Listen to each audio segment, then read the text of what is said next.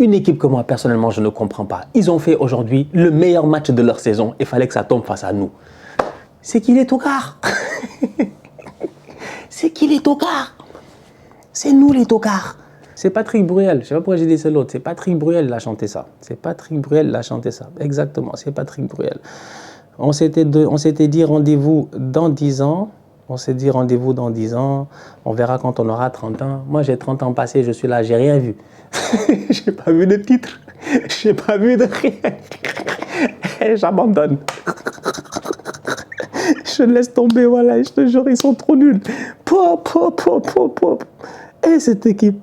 Salam, salam, outsider, le débrief commence maintenant. Arsenal fait match nul aujourd'hui 1-1 face à Manchester United. Attends, je me calme un peu. Arsenal fait match... Ouh là là. Arsenal fait match nul, je ne vais pas couper, je vais pas couper. D'habitude, c'est des trucs que je coupe, tu vois. Ça, c'est le débrief, il est nerveux, le débrief, il est bizarre. Arsenal fait match nul aujourd'hui 1-1 face à Manchester United. Et de son côté, Chelsea l'emporte 1-0 face à Leicester. On va d'abord commencer par les Gunners d'Arsenal, à 15 points de Liverpool. J'en ai déjà parlé hier en disant que Liverpool, c'est les champions élus. Je pense que Liverpool va gagner cette première ligue-là. Le problème, il est simple, c'est qu'aujourd'hui, on a joué Manchester United. On doit les taper. Normalement, on doit les taper. En première mi-temps, si tu regardes le match calmement, on doit les taper. Si on a un attaquant, si on a un numéro 9, on les tape. Malheureusement, le recrutement, encore une fois, il a été cataclysmique lors des deux mercatos, l'été et l'hiver. On doit claquer des buts. Il fait rentrer Miles Lewis-Kelly, Gabriel Martinelli qui revient de blessure et Kieran Tierney. Tu as deux joueurs défensifs et un joueur offensif qui n'est pas à 100%. Sur le banc, tu as un Sterling qui apparemment a joué 22 fois, je pense, dans sa carrière contre Manchester United. Il n'a jamais marqué. Ça, c'est un point que tu mets de côté. Tu regardes le match en première mi-temps, franchement, totale domination de la part des Gunners. Il y a eu une occasion, si je ne m'abuse, je pense de Mazraoui à un moment donné, sur une contre-attaque et tout, mais je pense que c'est une bonne domination de la part des Gunners. Le genre de domination où tu te dis que si tu as un attaquant, tu gagnes le match normalement, ou en tout cas, tu mets un but, voire peut-être deux buts pour te mettre en sécurité. Malheureusement, on n'a pas d'attaquant. Ça m'amène donc à Manchester United. Une équipe que moi, personnellement, je ne comprends pas. Ils ont fait aujourd'hui le meilleur match de leur saison et il fallait que ça tombe face à nous. C'est qui les tocards? C'est qui les tocards? C'est nous les tocards. Ils ont failli gagner pour la première fois de la saison 2 matchs d'affilée en Première Ligue. Parce que United, je vous rappelle, connaît à la, je ne sais même plus, 28e, 29e, 30e journée. Ils n'ont jamais gagné 2 matchs d'affilée en Première Ligue. Ils ont battu Ipswich la dernière fois. Ils ont failli nous battre. La vérité, United, aujourd'hui, ils devaient taper Arsenal. C'est pour cela que moi, en fait, je suis nerveux. J'ai mal, en fait. Je ne sais même pas quoi vous dire. C'est-à-dire que l'équipe là, moi, elle me décourage. Heureusement, il y a David Raya. Heureusement, il y a Raya. Il est là pour nous sauver. Si Raya ne fait pas un arrêt extraordinaire, sensationnel, c'est-à-dire les genres d'arrêts que les gars, ils font à l'entraînement. C'est à l'entraînement des gardiens de but là. Ils sont souvent comme ça. Après, le gars, il jette le ballon ou bien c'est des ballons de ping-pong ou je ne sais pas quoi. Mais il y a quelque chose qui dévie le ballon. Donc, le gardien doit travailler quoi? Ses réflexes. Heureusement que Raya, il a les réflexes du siècle. Heureusement, il a les réflexes du siècle. Parce qu'on va être très sérieux. Frappe de Bruno Fernandes. Le rebond est contre lui. Ce ballon doit rentrer. Expected goal de cette occasion-là, je pense qu'on est au moins à 80%. 80%, 8 fois sur 10, ce ballon-là, il rentre, surtout quand c'est dans les pieds de Bruno Fernandes.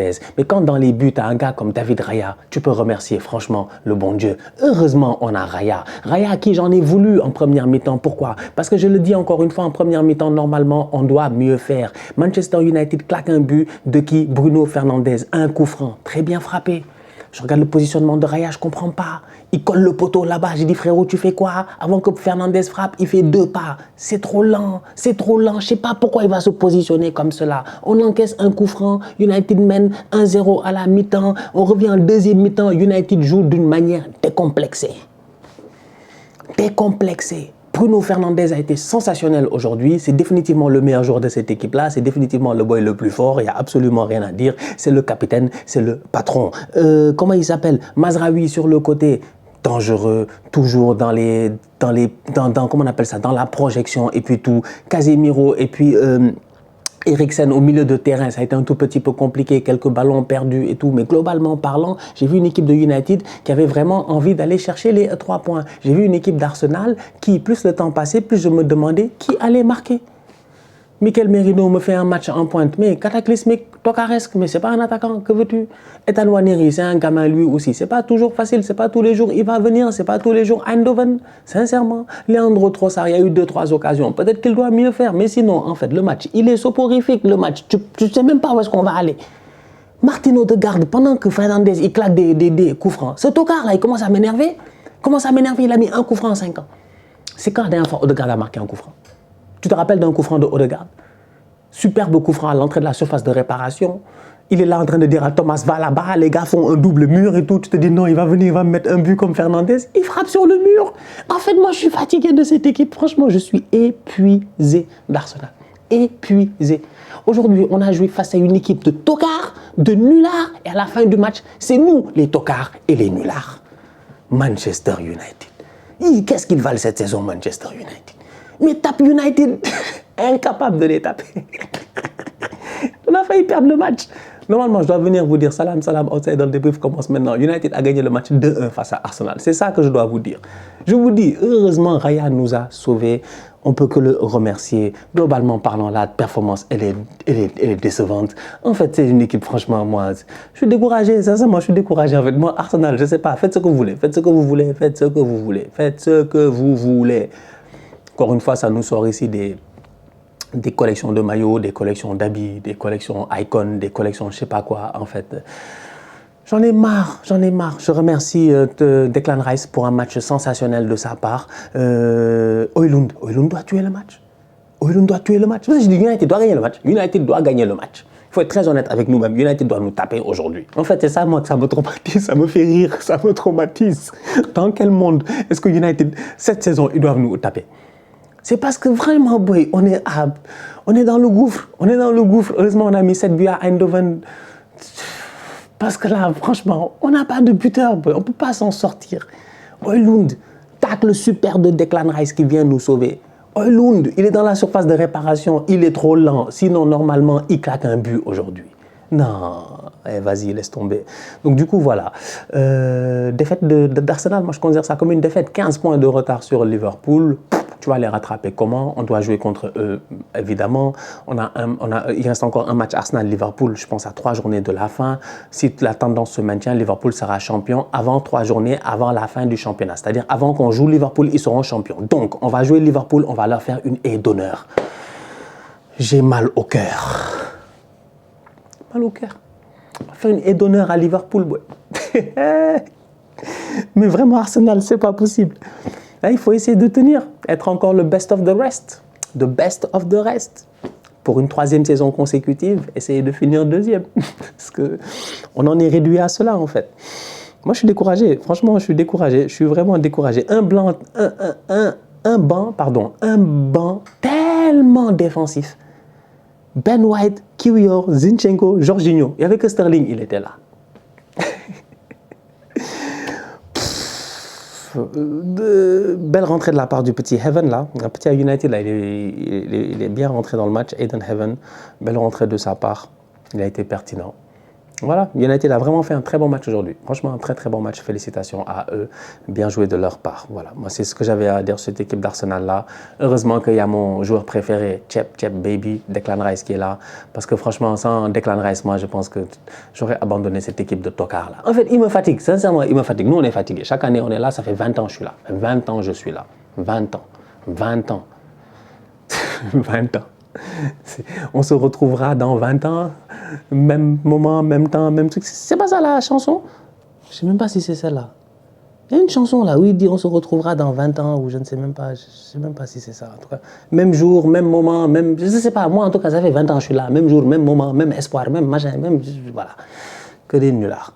Donc, de son côté, Chelsea, ils s'en sortent 1-0 face à Leicester. Je les salue. Franchement, je les salue, les Blues de Chelsea. Bien joué de leur part aujourd'hui. Match important pour la course à la Ligue des Champions. Chelsea revient à la 4e place. C'est important. Ça met aussi la pression sur Manchester City parce que derrière, ça cavale. Brighton, Aston Villa, Bournemouth et même Newcastle. En fait, Brighton, Aston Villa, Bournemouth et Newcastle sont 4 équipes qui vont se battre pour la 5e place. Voire la 4e place, peut-être plus la 5e place, voire la 4e place pour essayer de rattraper Chelsea et Manchester United. La course au top 5, la course aux places qualificatives pour la Ligue des Champions risque d'être très très compliquée. Donc Chelsea gagne aujourd'hui 1-0 face à Leicester qui ne va pas bien, qui perd tous ses matchs. Leicester, la seule équipe qu'ils ont tapé, c'est Tottenham, sinon ils ont perdu tous leurs matchs. Je pense que ça leur a fait du bien. Un match dans lequel Cucurella claque un très beau but, très très belle frappe de la part de Cucurella. Contrôle, frappe, ce genre de but-là, moi je kiffe, j'adore ce genre de but-là, c'est-à-dire que c'est vraiment à l'opposé, quoi. Il a contrôlé pied gauche, il a mis la frappe à ras de terre à l'opposé, il trompe le gardien, c'est bien joué de sa part. Un match aussi dans lequel Cole Palmer a raté un penalty, premier penalty raté de Cole Palmer, je pense qu'il était sur un 12/12 ou 11/11 sur les penalties, on le connaît, Cole Palmer, ces temps-ci, franchement, il a froid, c'est pas lui qui installe la clim, il a la fièvre, il a la fièvre, il a la grippe, Cole. Cole, il a la grippe, il n'est pas bien. Ça se voit, il n'est pas en confiance. Déjà, ça a pris 5 minutes avant qu'on tire le penalty. Le gardien de Leicester, il est venu, il a mis un peu de pression, machin, ton ballon, il n'est pas bien posé et tout. Au moins, il frappe, tu sais, il va rater. Tu sais qu'il va rater. Si ça fait longtemps que tu regardes le football, tu sais qu'il va rater parce que le boy n'est pas en confiance et ça se voit. C'est dommage. Chelsea a besoin d'un Palmer en confiance. Malheureusement, ce n'est pas le cas aujourd'hui. Globalement parlant, son match n'est pas mauvais, mais il a besoin de retrouver le chemin des filets. Caicedo a été top au milieu de terrain. Beaucoup d'intensité au niveau de Chelsea. Ils ont fait pour moi le strict minimum. Ils étaient très heureux de la victoire en fin de rencontre et c'est normal parce que ça leur permet de revenir dans le top 4 et de revoir leur destin en main. Maintenant, tout est une question de savoir comment ils vont gérer d'ici la fin de la saison. Mais bon match de la part des Blues de Chelsea. Donc voilà ce que j'avais à dire aujourd'hui. Moi, je suis un peu fatigué là. Franchement, j'abandonne. Mec. J'abandonne. Sincèrement, j'abandonne. Il faut vraiment que je retrouve cette chanson-là. Attends, il faut que je la retrouve. Ouais, je suis désolé, hein, c'est un débrief bizarre. Désolé, c'est un débrief très bizarre. Non, c'est Patrick Bruel. Ah, c'est Patrick Bruel. Je ne sais pas pourquoi j'ai dit c'est l'autre. C'est Patrick Bruel qui a chanté ça. Exactement, c'est Patrick Bruel. On s'était dit rendez-vous dans 10 ans. Même jour, même heure, même pomme. Voilà, c'est ça. On s'était dit rendez-vous dans 10 ans. Même jour, même heure, même pomme, c'est ça, hein? Même jour, même heure, même pomme. On verra quand on aura 30 ans sur les marches de la place des grands hommes. C'est ça, non? Un truc du genre, voilà. Hein? On s'est dit rendez-vous dans 10 ans, on verra quand on aura 30 ans. Moi, j'ai 30 ans passés, je suis là, j'ai rien vu. J'ai pas vu de titre, j'ai pas vu de rien. J'abandonne. Je laisse tomber, voilà, je te jure, ils sont trop nuls. Pop. Et cette équipe, le board m'énerve. Tout le monde m'énerve. Eux tous, ils m'énervent. Tous.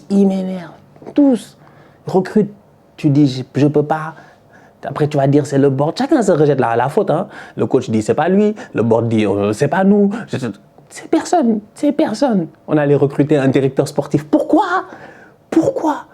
directeur sportif de l'Atlético Madrid, top directeur sportif qui va arriver à Arsenal et tout. Mais est-ce que lui, il sait que nous, chez nous, on n'achète pas? Le directeur sportif là qui va arriver, on lui a expliqué la situation là-bas. Il vient pourquoi?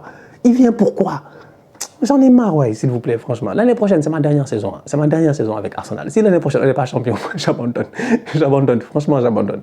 J'abandonne parce que là, je suis fatigué. Sincèrement, je vous parle, mais je suis épuisé. La famille, on se capte très bientôt pour une nouvelle vidéo. D'ici là, on continue à liker, on continue à partager. On s'abonne. On est ensemble, on reste en santé. C'est toujours le plus important. Tous outsiders.